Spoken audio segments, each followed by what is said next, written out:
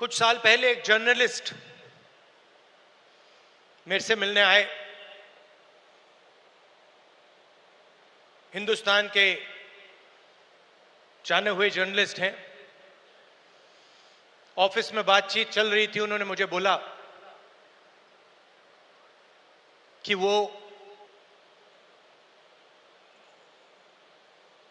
या मुशर्रफ जी या नवाज शरीफ के मित्र थे, और उन्होंने मुझे बताया कि उन्होंने नवाज शरीफ या मुशर्रफ जी से कहा था कि अगर आप हिंदुस्तान और पाकिस्तान के बीच में शांति लाएंगे तो पूरी दुनिया आपका नाम याद करेगी। और उस टाइम जब जर्नलिस्ट ने कहा था, मुझे एक बात याद आई थी। जैसे ही उसके मुंह से ये शब्द निकले थे, मेरे दिमाग में ये बात उठी थी कि मैं छोटा सा बच्चा था, 7-8 साल का, और मैंने इंदिरा गांधी जी से यह सवाल पूछा कि दादी, मरने के बाद आपके बारे में लोगों को क्या कहना चाहिए, क्या सोचना चाहिए? जानते हो इंदिरा गांधी जी ने क्या जवाब दिया, जो मुझे आज तक परफेक्ट जवाब लगा।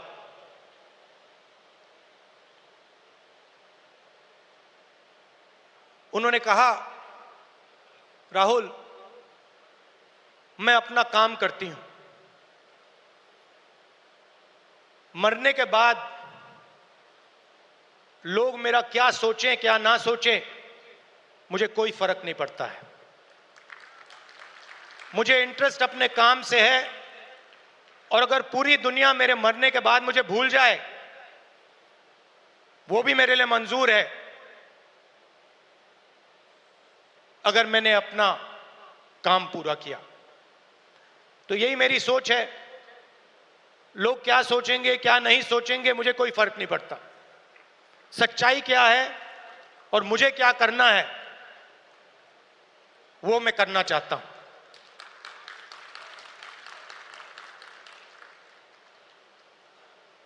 तेलंगाना में हमने एक क्रांतिकारी कदम उठाया, जाति जनगणना। उससे कुछ महीने पहले मैंने पार्लियामेंट हाउस में भाषण दिया था। मोदी जी के सामने कहा कि मोदी जी, आप जाति जनगणना कराइए,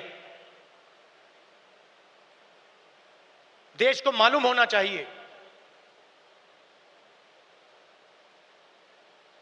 इस देश में दलित कितने हैं,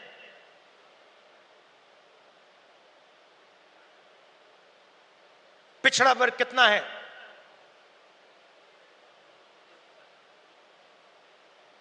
अति पिछड़ा कितना है, अति दलित कितने हैं, आदिवासी कितने हैं, माइनॉरिटीज कितने हैं, गरीब जनरल कास्ट के कितने लोग हैं।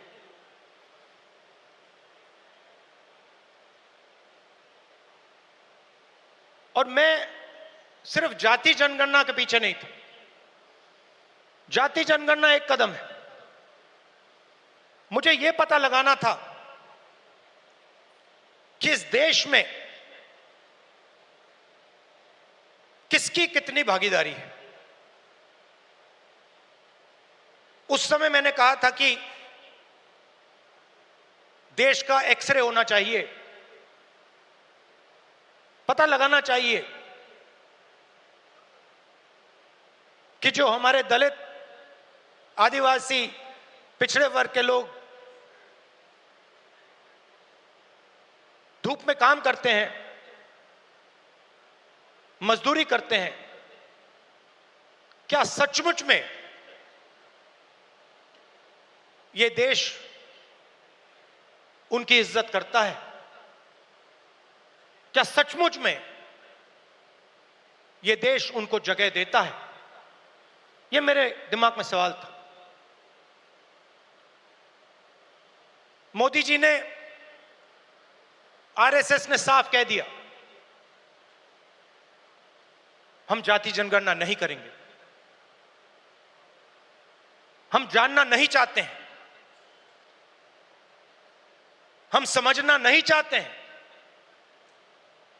हम लोगों को बताना नहीं चाहते हैं कि इस देश में दलितों को, आदिवासियों को, पिछड़ों को, गरीब जनरल कास्ट को, माइनॉरिटीज को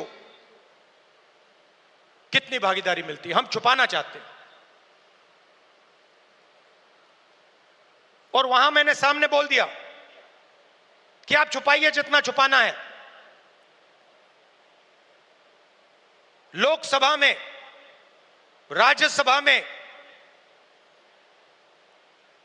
हम कानून पास करेंगे, आपके बिल्कुल सामने कानून पास करेंगे, जाति जनगणना यहीं से निकालेंगे। तेलंगाना में किया और आप हैरान हो जाओगे। रेवंत रेड्डी जी ने बोला मगर डिटेल में नहीं गए। और मैं जानता हूं कि जो तेलंगाना की हालत है वो इस देश के हर प्रदेश की हालत है। तेलंगाना में 90% आबादी ओबीसी, अति पिछड़ा, दलित, अति दलित, माइनॉरिटी, आदिवासी।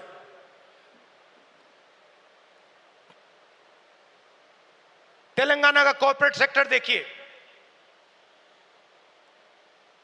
मालिकों की लिस्ट,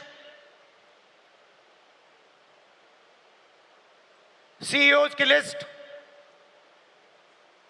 सीनियर मैनेजमेंट की लिस्ट, 90% में से आपको एक व्यक्ति नहीं मिलेगा।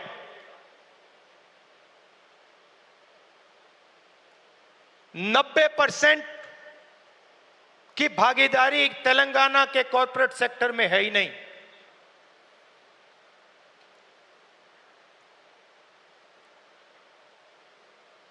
आजकल 21वीं सदी में मजदूर को गिग वर्कर कहा जाता है। वो घरों में खाना ले जाते हैं, घरों में खाना पकाते हैं, पिज्जा ले जाते हैं, अमेज़न की डिलीवरी ले जाते हैं, धूप में ले जाते हैं, सड़क पे मरते हैं। तेलंगाना में उनकी लिस्ट निकाली, सारे के सारे या ओबीसी या दलित या आदिवासी। अब तेलंगाना में जाति जनगणना ने एक बिल्कुल नया औजार दिया है। तेलंगाना में हम सचमुच में विकास का काम कर सकते हैं। तेलंगाना में हम पिन पॉइंट एक्यूरेसी के साथ भागीदारी के बारे में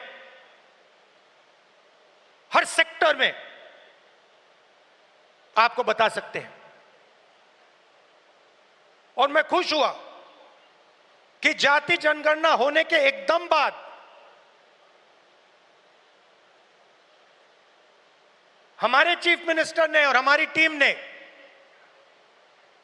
ओबीसी रिजर्वेशन को 42% तक पहुंचा दिया है।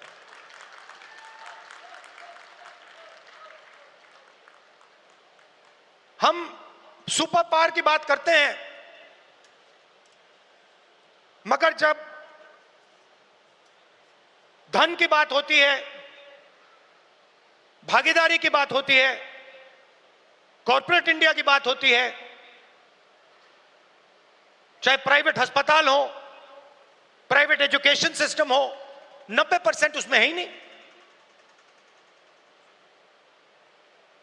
मोदी जी 24 घंटा पिछले वर्ग की बात करते हैं, दलितों की बात करते हैं, आदिवासियों वनवासियों की बात करते हैं, वो उनको वनवासी कहते हैं। मगर जब उनकी भागीदारी का सवाल आता है, जब उनके पार्टिसिपेशन का सवाल आता है, तो बीजेपी के लोग बिल्कुल चुप हो जाते हैं।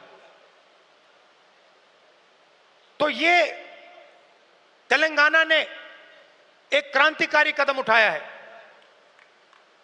और पूरे देश को रास्ता दिखाया है। और मैं फिर से दोहरा के कह रहा हूं, इस स्टेज से आप सब के साथ कह रहा हूं कि 50% की जो दीवार है, इसको हम पूरे देश में तोड़ के परे कर देंगे। और जो शुरुआत हमने तेलंगाना में की है, वही हम दिल्ली में पूरे हिंदुस्तान के लिए करने जा रहे हैं। एससी एसटी सब प्लान की मैंने बात उठाई। क्रांतिकारी कानून लाए थे हम, इसको बीजेपी ने रद्द कर दिया है। एक के बाद एक हिंदुस्तान की सारी संस्थाओं पर यह आक्रमण कर रहे हैं। जहां भी आपको पहले दलितों को, पिछड़ों को, आदिवासियों को, गरीब जनरल कास्ट को जहां भी पहले जगह मिलती थी, वो सारे के सारे दरवाजे एक के बाद एक बंद कर रहे हैं। पहले हिंदुस्तान के हर जात के युवा सेना में जा सकते थे, पेंशन मिलती थी, शहीद का दर्जा मिलता था, एक्स सर्विसमैन स्टेटस मिलता था। उसमें सब लोग जा सकते थे, खत्म कर दिया। आज हमारी सरकार युवाओं को कहती है कि अगर आप युद्ध में शहीद होगे और अगर आप अग्निवीर हो, तो हम आपको ना पेंशन देंगे, ना शहीद का दर्जा देंगे। आपके साथ में जो लड़ रहा है उसको मिलेगा, मगर आपको नहीं मिलेगा। रास्ता किसके लिए बंद किया? गरीबों के लिए, गरीब जनरल कास्ट, दलित, पिछड़ा वर्ग, अति पिछड़ा वर्ग, आदिवासियों के लिए। पहले पब्लिक सेक्टर हुआ करता था, उसमें हर जात के लोग जा सकते थे। Steel authority India, BHEL, BSNL, HAL, ये आप सबको, पूरे देश के युवाओं को रोजगार देते थे, अपॉर्चुनिटी देते थे। एक के बाद एक इनको बंद किया जा रहा है।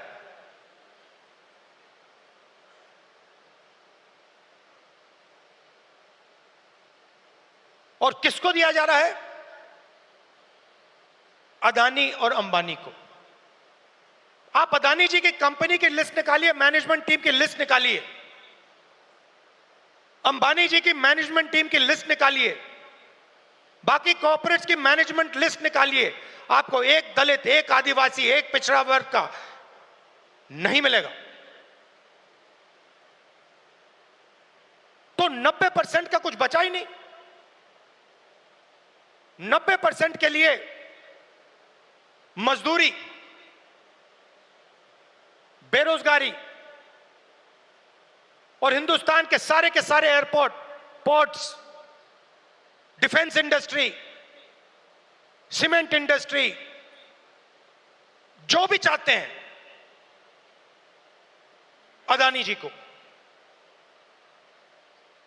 छत्तीसगढ़ में माइन चाहिए, बस्तर में माइंस चाहिए, मिलेंगी। झारखंड में माइंस चाहिए, बिहार में माइंस चाहिए, मिलेगी। बंबई का एयरपोर्ट चाहिए ले लो, लखनऊ का एयरपोर्ट चाहिए ले लो, डिफेंस इंडस्ट्री चाहिए ले लो, एचएएल को परे करो, बीएचईएल को परे करो, बनाओ जो बनाना है। तो सारा का सारा धन, सारी की सारी अपॉर्चुनिटीज 90% से छीनी जा रही है। पहले नरेंद्र मोदी अमेरिका गए, याद है आपको, गले लगे थे, याद है? इस बार गले लगने वाली फोटो देखी आपने? देखी? कहां गायब हो गई? राष्ट्रपति ट्रंप ने ऑर्डर दिया, जिनको मोदी जी अपने मित्र कहते हैं, ऑर्डर दिया, सुनो, इस बार गले नहीं लगेंगे, इस बार नए टैरिफ लगाएंगे। चूं तक नहीं निकली, आज तक गायब है। जनता का ध्यान वहां ना चला जाए तो पार्लियामेंट में 2 दिन ड्रामा चलाया। मगर सच्चाई है कि आर्थिक तूफान आने वाला है। कोविड आया था, नरेंद्र मोदी जी ने थाली बजवाई, मोबाइल फोन की लाइट दिखवाई। अब आर्थिक तूफान आ रहा है, सामने है, करोड़ों लोगों को नुकसान होगा। 50 साल से सबसे ज्यादा बेरोजगारी आज है। कहां गए नरेंद्र मोदी? कहां छुप गए हैं?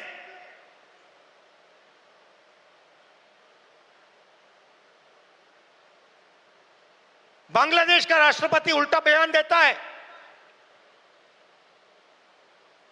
और नरेंद्र मोदी जी उसके साथ बैठे हुए हैं,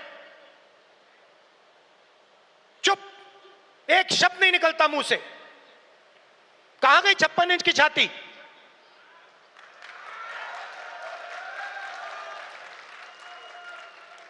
जब प्रधानमंत्री को कहना था, इंदिरा गांधी से एक बार किसी ने पूछा, डू यू लीन लेफ्ट और राइट, मतलब आप दाएं लीन करती हैं बाएं लीन करती हैं? इंदिरा गांधी जी ने कहा, मैं हिंदुस्तान की प्रधानमंत्री हूं, मैं ना दाएं लीन करती हूं ना बाएं लीन करती हूं, बीच में सीधी खड़ी रहती हूं। ये हमारे जो नए प्रधानमंत्री हैं, ये सीधा सामने मत्था टेक देते हैं।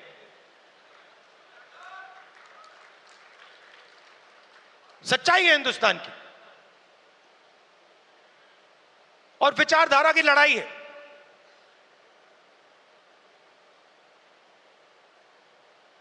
आप लोग हो सेना, बब्बर शेर। किसी ने कहा राहुल गांधी भारत जोड़ो यात्रा में चला। मैं आपसे सवाल पूछना चाहता हूं, क्या आपके बिना राहुल गांधी भारत जोड़ो यात्रा में चल सकता था क्या? तो आपको कहना चाहिए, हम सब चले भारत यात्रा में और राहुल गांधी हमारे साथ चला था। आपकी शक्ति है, आपकी विचारधारा की शक्ति हमारी विचारधारा की शक्ति है, और देश आपको चाहता है। देश तंग आ गया है। आप देखना, बिहार के चुनाव में देखना, महाराष्ट्र के लोगों से पूछिए, आपको बताएंगे बीजेपी ने महाराष्ट्र में चुनाव कैसे जीता है, वो आपको बता देंगे किस प्रकार से जीता है। इलेक्शन कमीशन से हमने वोटर लिस्ट, महाराष्ट्र की वोटर लिस्ट हम पूछ पूछ के थक गए।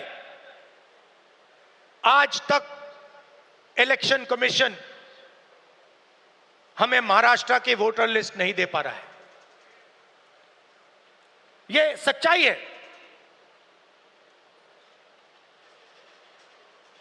मगर आने वाले समय में यहां पे बदलाव आने वाला है। लोगों का मूड दिख रहा है।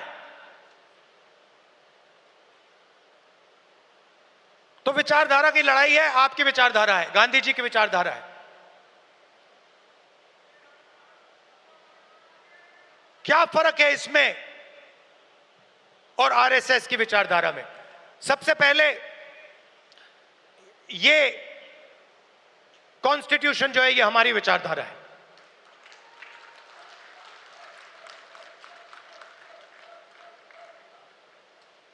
इसमें गांधी जी की, अंबेडकर जी की, पटेल जी की, बुद्ध भगवान की, नारायण गुरु जी की, गुरु नानक जी की, कबीर जी की, बसवना जी की विचारधारा है। यह 70 साल पुराना डॉक्यूमेंट नहीं है, यह हजारों साल पुरानी सोच है और यह आपकी है। आपके खून, आपके पसीने ने, कांग्रेस पार्टी के खून, कांग्रेस पार्टी के पसीने ने यह कॉन्स्टिट्यूशन देश के साथ बनाया है और आज इस पर आक्रमण हो रहा है। संस्थाओं पर आक्रमण होता है। अग्निवीर, अदानी अंबानी को देश का पूरा धन, यह सब कॉन्स्टिट्यूशन पर आक्रमण हो रहा है। कॉन्स्टिट्यूशन में कहीं नहीं लिखा है कि हिंदुस्तान का पूरा धन 2-3 लोगों के हाथ में होना चाहिए। कॉन्स्टिट्यूशन में कहीं नहीं लिखा है कि हिंदुस्तान की हर संस्था में एक संगठन आरएसएस के लोग होने चाहिए। इस कॉन्स्टिट्यूशन में कहीं नहीं लिखा है कि हिंदुस्तान की सब यूनिवर्सिटीज के वाइस चांसलर आरएसएस के होने चाहिए।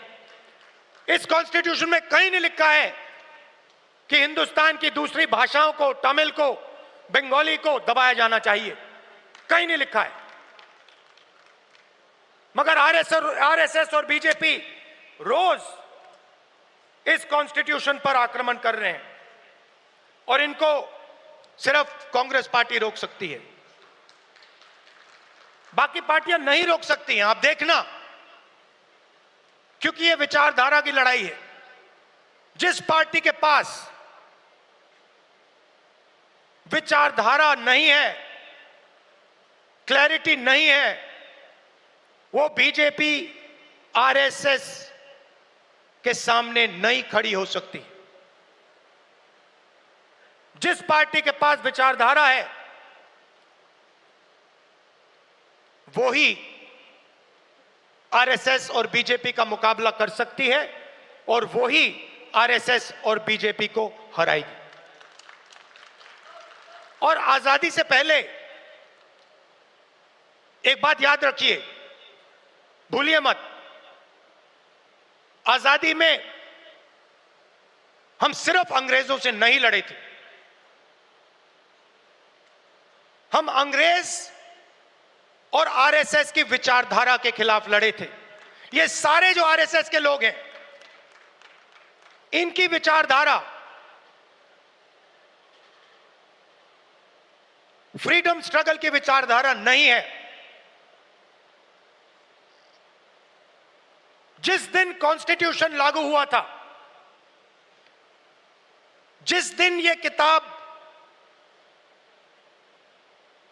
लिखी गई थी, उस दिन इस कॉन्स्टिट्यूशन के खिलाफ आरएसएस ने रामलीला मैदान में इस कॉन्स्टिट्यूशन को जलाया था। सालों के लिए इस कॉन्स्टिट्यूशन में लिखा है कि हमारे देश का जो झंडा है वो तिरंगा होगा। सालों के लिए आरएसएस ने तिरंगा को सलूट नहीं मारा था। यह सच है। आज जो भी कहें, उनकी विचारधारा कॉन्स्टिट्यूशन के खिलाफ है। वो लोकतंत्र को खत्म करना चाहते हैं, वो हिंदुस्तान की सारी संस्थाओं को कंट्रोल करना चाहते हैं और अंबानी, अदानी को हिंदुस्तान का पूरा धन पकड़ाना चाहते हैं। और हमारी विचारधारा कहती है कि यह देश हर जात का, हर धर्म का है, हर भाषा का है। इस देश की संस्थाएं, इस देश के इंस्टीट्यूशंस किसी एक संगठन के नहीं हैं, कांग्रेस पार्टी के नहीं हैं, इस देश की जनता के हैं। और इस देश की जनता को उन इंस्टीट्यूशंस पर कंट्रोल होना चाहिए। यह लड़ाई चल रही है। कुछ दिन पहले बीजेपी ने लोकसभा में वक्फ बिल पास किया। वक्फ बिल फ्रीडम ऑफ रिलीजन पर आक्रमण है, कॉन्स्टिट्यूशन पर आक्रमण है। तम ऑब्जर्वर न्यूज़पेपर, उनका जो न्यूज़पेपर है, ऑर्गेनाइजर, सॉरी ऑब्जर्वर नहीं, ऑर्गेनाइजर में लिखते हैं कि अब जो क्रिश्चियन कम्युनिटी है उनकी जमीन पर हम आक्रमण करने जा रहे हैं। हमारे सिख भाई हैं, आपके पास भी आएंगे। तो आप ये मत सोचिए कि ये आप पर आक्रमण नहीं है। और ये एंटी कॉन्स्टिट्यूशन है और anti freedom of religion act है। और ये देश के सब लोगों को मालूम होना चाहिए।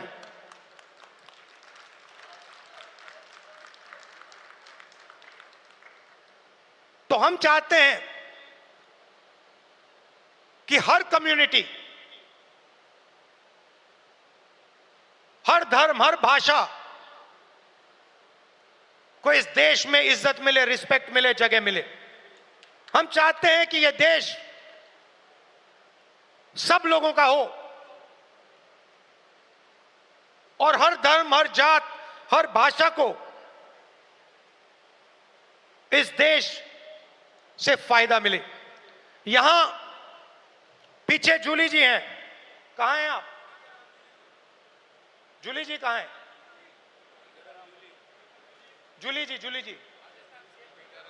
टिकाराम जूली जी कहां है भाई? हाँ, जूली बुलाइए उनको।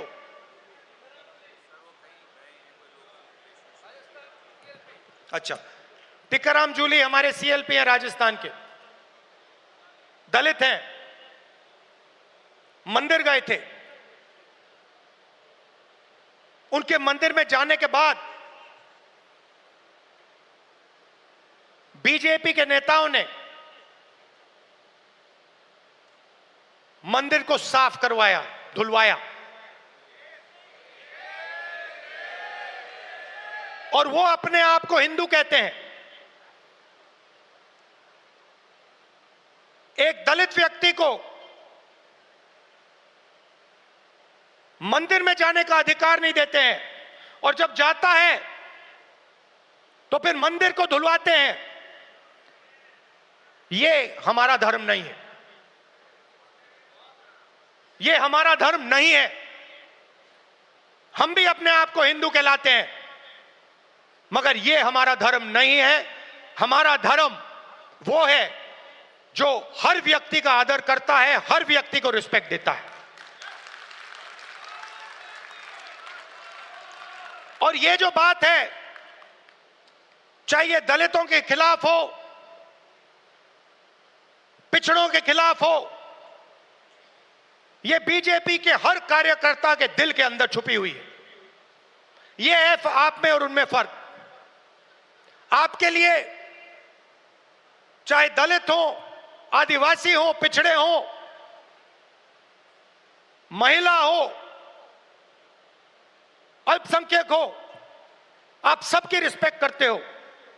हमारा हर कार्यकर्ता हिंदुस्तान के हर व्यक्ति की रिस्पेक्ट करता है। उनके दिल में नफरत भरी हुई है। 21वीं सदी में वो कह नहीं सकते हैं, क्योंकि कॉन्स्टिट्यूशन है मगर दिल में जो उन्होंने जूली साहब के साथ किया वही वो आप सबके साथ करना चाहते हैं। ये उनकी सच्चाई है और लड़ाई इसी बात की है। हमारे लिए सब लोग इंसान हैं, सब लोगों से हम मोहब्बत करते हैं, सब लोगों की हम रिस्पेक्ट करते हैं। उनके लिए अलग अलग है। कोई दलित है, उसको मंदिर में नहीं जाना चाहिए। कोई मोची है, उसे सॉफ्टवेयर इंजीनियर नहीं बनना चाहिए। कोई गरीब किसान का बेटा है, उसे अंग्रेजी नहीं सीखनी चाहिए। ऐसा हिंदुस्तान हमें नहीं चाहिए और हम होने भी नहीं देंगे। आखिरी बात आपसे कहना चाहता हूं संगठन के बारे में। कांग्रेस प्रेसिडेंट, वर्किंग कमेटी और पार्टी के सीनियर नेताओं की काफी मीटिंग हुई है और हम चाहते हैं कि जो हमारे डिस्ट्रिक्ट प्रेसिडेंट्स हैं उन्हें हम पार्टी की नींव बनाएं और हम चाहते हैं कि उन्हें, जो हमारे डिस्ट्रिक्ट प्रेसिडेंट्स हैं, डिस्ट्रिक्ट कमेटीज हैं, उन्हें पार्टी शक्ति दे, पावर दे और जिम्मेदारी दे।